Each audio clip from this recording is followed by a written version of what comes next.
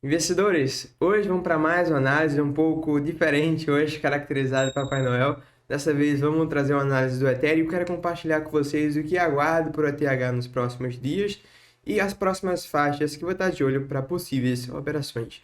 Então, vamos lá.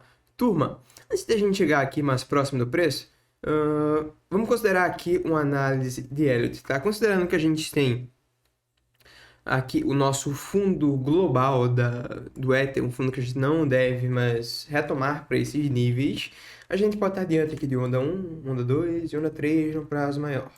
Dentro dessa onda 3, a gente vai ter ondas menores, correto? Então a gente pode ter onda 1, onda 2, onda 3 aqui. Dentro dessa 3, a gente pode ter completado aqui uma onda 1 para fazer uma retração, uma eventual onda 2 para voltarmos a subir novamente. Um dos motivos que me faz acreditar na possibilidade de a gente estar, se já não ter finalizado aqui esse movimento impulsivo completo, estar próximo, é que a gente observa aqui nesta última pernada um movimento de 5 ondas ocorrendo, tá? Só tenho uma dúvida se esse topo já está formado ou se a gente vai dar mais uma. Claro, a gente pode simplesmente sair cantando pneu aqui no Ethereum, rompendo aí as resistências sem grandes dificuldades. Mas esse não é meu cenário base, tá? Eu acredito que a gente pode estar próximo de estar encontrando um topinho, pelo menos local, para a gente fazer uma correçãozinha. Isso tudo tem muito a ver também com aquela análise do Bitcoin que eu trouxe para vocês, acho que foi por volta ali da quinta-feira. A gente observa aqui no Ethereum que ele agora se encontra no nível de resistência aqui por volta dos 2.400, tá? A gente rompeu um ponto extremamente importante, que foi esse topinho aqui anterior, por volta dos 2.150, e a gente não teve tanto volume assim, rompendo um ponto importante. Tivemos grandes volumes durante essa alta, né? Ficou aqui abaixo, mas eu queria ver um volume nesse rompimento aqui, né, do topo anterior. Costumo dizer que o volume da dica de conforto é uma tendência, e é interessante a gente ver bons volumes em rompimento de pontos importantes. Então a gente rompeu o topo anterior, mas não teve tanto volume assim, o que indica que essa tendênciazinha que não é tão forte, a gente eventualmente pode encontrar uma correção aqui no Ether. Confluindo com a resistência, confluindo com 5 ondas e confluindo com o funding, que novamente está em patamares positivos não só do Ethereum, mas também do Bitcoin, eu acredito que se a gente não formou esse topinho, a gente pode estar próximo para daí fazer uma correçãozinha. Correção essa pode ser curta ou maior, tá? Eu vou desenhar mais para frente as faixas que eu vou estar de olho para compras. Quero chamar a atenção aqui para vocês no Ether sobre o funding, tá? O funding, eu não vou repetir o conceito hoje, repeti diversos vídeos anteriores, acredito que vocês já saibam. Se ainda não conhece o conceito, assista o último vídeo do Bitcoin.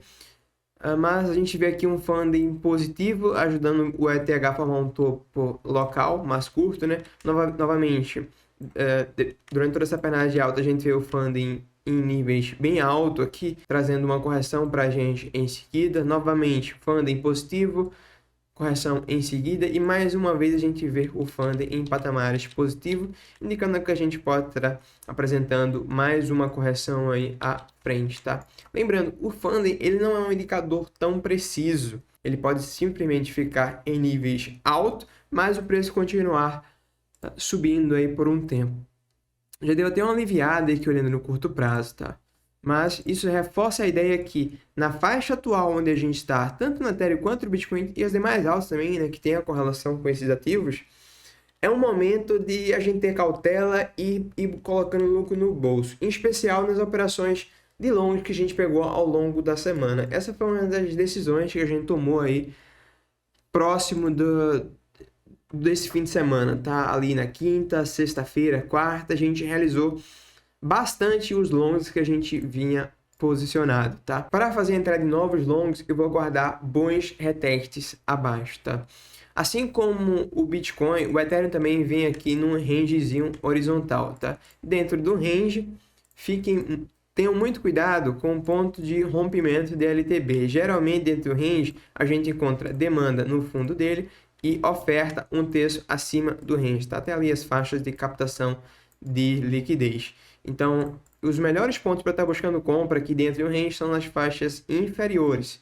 Na faixa superior, geralmente a gente encontra ofertas, geralmente a gente está diante, muitas vezes, falso rompimento para voltar a cair.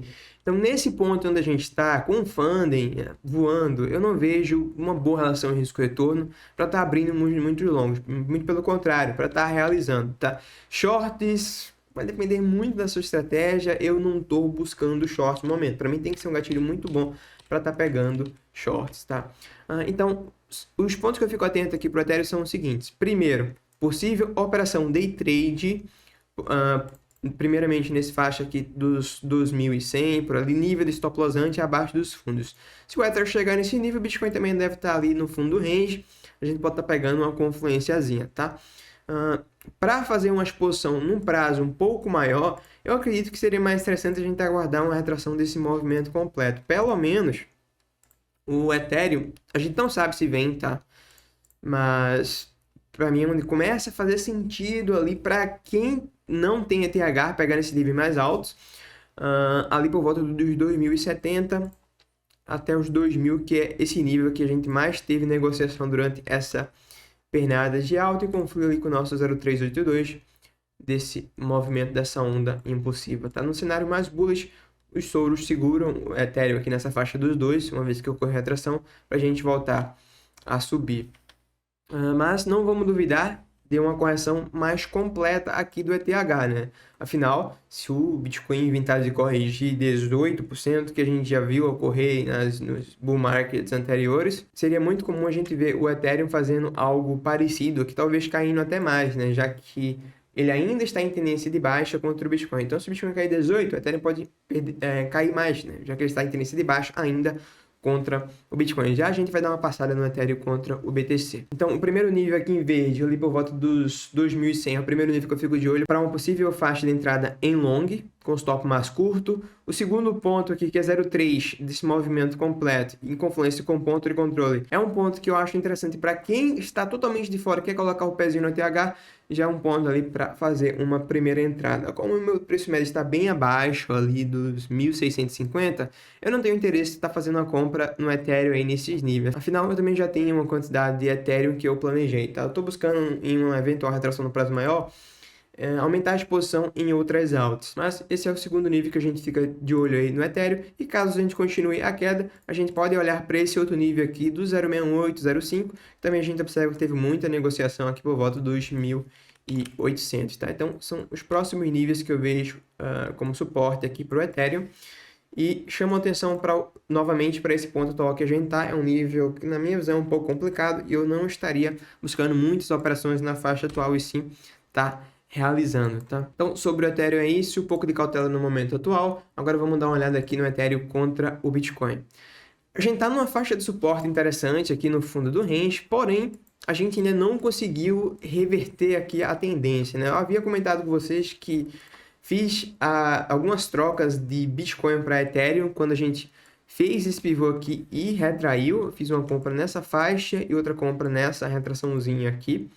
Mas estou com muito caixa ainda em Bitcoin para trocar para Ethereum se a gente continuar caindo, tá? Afinal, inclusive, é um que parece que vai acontecer. Enquanto a gente não romper esse padrão para cima e apresentarmos fechamento aqui acima dos 5.500 satoshi, muito provavelmente a gente vai continuar caindo, perdendo valor contra o Bitcoin, tá? O único problema, entre aspas, é que se a gente perde esses fundos aqui, dos 5.000, na verdade, perdeu o suporte aí do fundo do range, o próximo suporte vai estar bem distante, tá? Vai estar ali por volta dos 3.850, cerca de 26% abaixo. Não duvido do Ethereum fazer toda essa desvalorização contra o Bitcoin. Até por isso, minha exposição, apesar da troca que eu fiz de Bitcoin para Ethereum, ainda é maior em Bitcoin, tá? Eu vinha comentando com vocês desde o início do ano que eu foquei bastante em exposição no Bitcoin, devido a acreditar que o Bitcoin iria ganhar valor contra as altas em geral, em especial contra o Ethereum.